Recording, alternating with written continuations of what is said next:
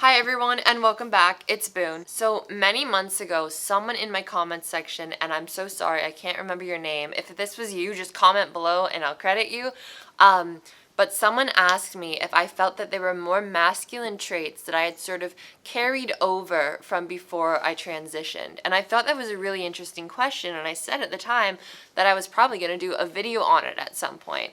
I never got around to it. Obviously, this was months ago, and I think the reason why that was even though my instinct was to say, yes, there have been traits that have carried over, and growing up that way, growing up being seen as a boy has affected me and my personality, not only could I not articulate how this was the case, but I think also I couldn't even quite understand it. And that was until earlier today.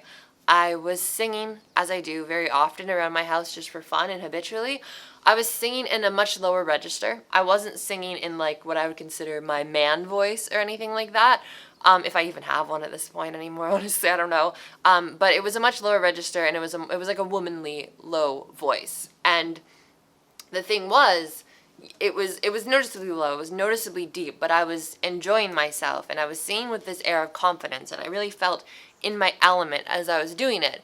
And I was just kind of recognizing and finding this awareness of the fact that I was in this range with my voice that never would have probably been there had I not gone through male puberty to some extent. But I was singing in it with this complete confidence and self-assuredness. And again, I'll emphasize, this wasn't like a voice that I think sounded like a man, but it was something that I probably wouldn't have, this range, this area of my voice that wouldn't have probably been there had I not had that experience that is male puberty. And it just really got me thinking, like, how has going through male puberty affected my personality? It was such a huge part of my life that I hated. I hated it so much, but it was very, very significant, and it affected not only my body, but I think it must have on some levels affected my personality. And as I make this video, I don't think I have a full certainty on every way that it's touched how I act and behave now and what it's done to me as a person, but it is without a doubt that it had a significant impact on who I am now. I don't think that it has touched who I am at my core as a person. I think I've always been and always will be Boone. Ever since I was little, I was extremely expressive in who I was, and I knew that I was a girl from a very early age, so I feel like I was always able to express that even though other people didn't see me that way. I grew up in a household where I was homeschooled, and I had 3 older brothers, but my parents were pretty progressive people and always have been, and there wasn't really, it didn't feel like gender roles were very much thrown at me. Maybe a little bit more later in life, especially when I hit puberty and I was interacting with more people from different places and I played sports and stuff like that. So I think that for me, when I did hit puberty in my late preteen years and in my early teen years, when that was most new and affecting me most significantly, I saw this dramatic shift from being an extremely expressive, always wanting to be the center of attention, very social and extroverted Boone to a very repressed, very reserved Boone. I still kept those parts of myself in some ways. I was still social and extroverted, but social situations were much harder, and I found myself not talking nearly as much because I was extremely self-conscious about what puberty had done to my voice. I just kind of wanted to make myself smaller in a lot of ways. I was really self-conscious about my body changes and everything like that. I just felt not nearly as comfortable as myself. So during those years, I felt like I really had to repress who I was and suppress the feelings of being a girl, because there was a much higher disconnect from the way I felt and the gender I knew I was and the way I felt I was capable of expressing that. And I think going through that experience affected me in a few different ways. The first way is when I eventually did feel like I was capable of expressing myself how I wanted to, and as that gradual process happened, going on estrogen and transitioning socially, being out, getting the clothing I wanted to wear, wearing makeup, etc., it filled me with this euphoria and this excitement towards self-expression that completely reignited my personality and who I was. And not only did I go back to who I was pre-puberty in that way and how I expressed myself as a little kid, I think it went beyond that, and it made me even more excited to really show off who I was as a person for myself and for others, just to get in touch with myself. I felt like more like myself in every way and more like I could show that off. And this YouTube channel really kind of spawned out of that. It gave me this desire and also sort of need to talk about all of the experiences I've had pre-transition and during transition. The ways that growing up being perceived a boy affected me. I mean, I've had like tons and tons of conversations with my mom just reminiscing about early signs in my childhood of how I was trans and the experiences I had hanging out with my friends who were girls and wanting to just fit in and having all these different experiences. Like, I can be fully 100% open about that now that I'm out of the closet. And so not only am I just expressing myself in the normal ways that I always would have wanted to, but I'm also really, really open and very talkative and outwardly thoughtful about the experiences I've had growing up and how that shaped me. Now, there is another side of this coin that's a little bit more negative, but I think also just kind of part of who I am and not necessarily entirely a bad thing. When I was in that period of male puberty and I was forced to suppress a lot of my feelings and thoughts and how I wanted to express myself it didn't really feel like an option, I sort of felt this resentment towards, I don't know, myself, society, what I was going through, all sorts of things, and it kind of built up into this bitterness that I think in some ways I still carry with me. I mean, the experience of being transgender obviously is not easy. It comes with unique challenges for everyone. And through that, especially having to go through that puberty that was so deeply uncomfortable for me, it's just kind of built into this sort of cynical nature that is probably forever a part of my personality. I don't like go around hating the world. I'm still very like positive in many ways. I'm still energetic and I would say overall pretty happy person. But with that being said, it's like affected my comedy. Like, it's a self-deprecating humor that I've developed because of it. It does sort of affect the way I see things in general. It makes me more aware of myself. It's given me a sense of respect for the hardships I've gone through, and also has made me appreciate more the victories I've had in my transition, if that makes any sense.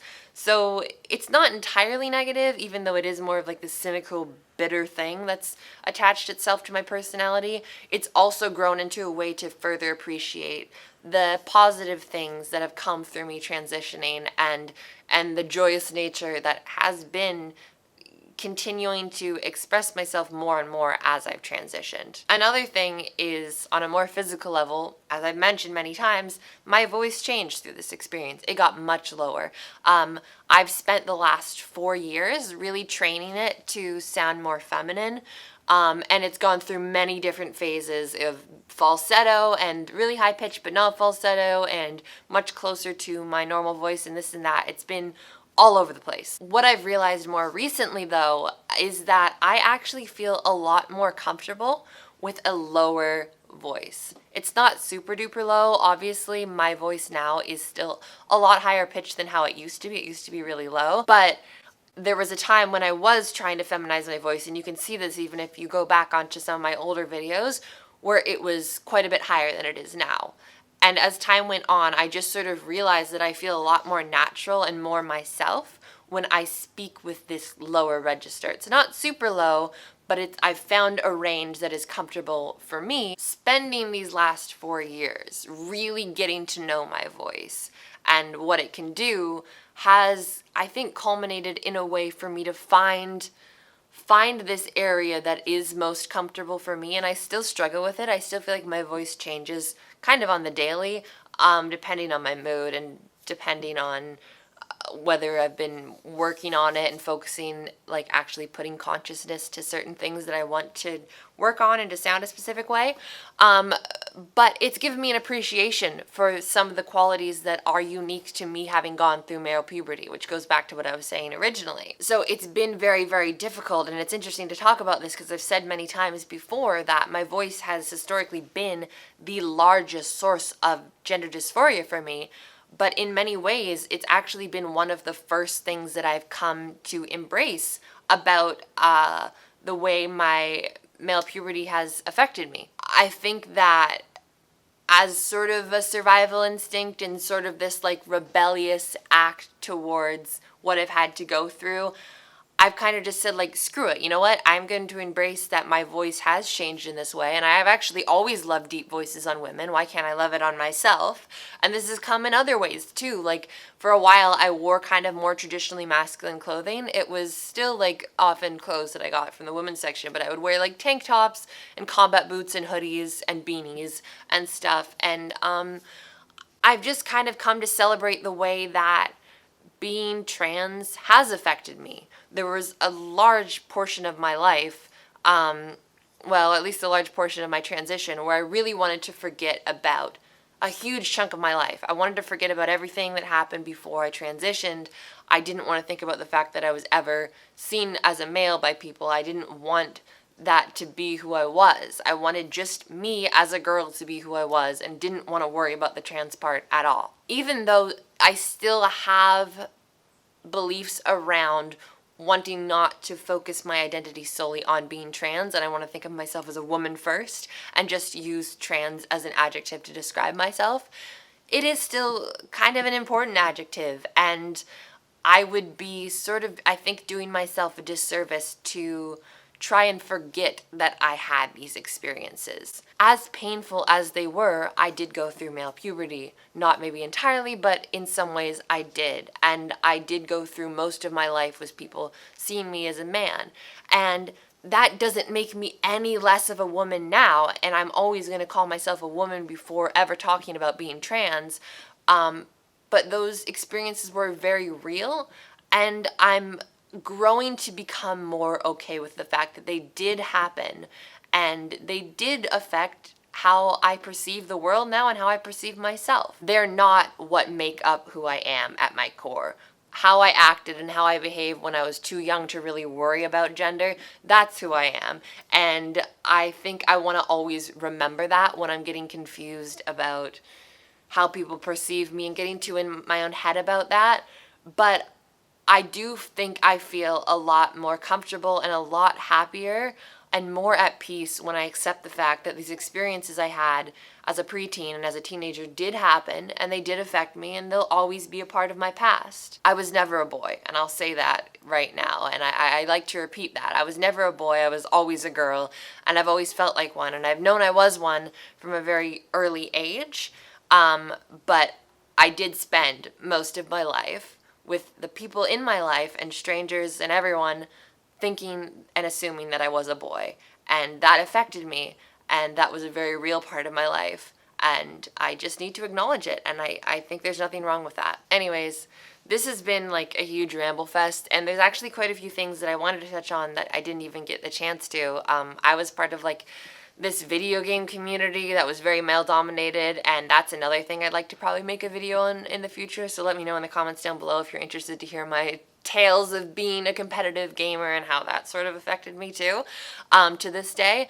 And there's lots of other stuff. So if you guys have any questions, comments about what it was like going through male puberty, what it was like growing up, I would love to do more kind of like story times and just videos about that in general. But thank you to whoever asked me this question. Please comment below if you're watching this, because I want to give you credit.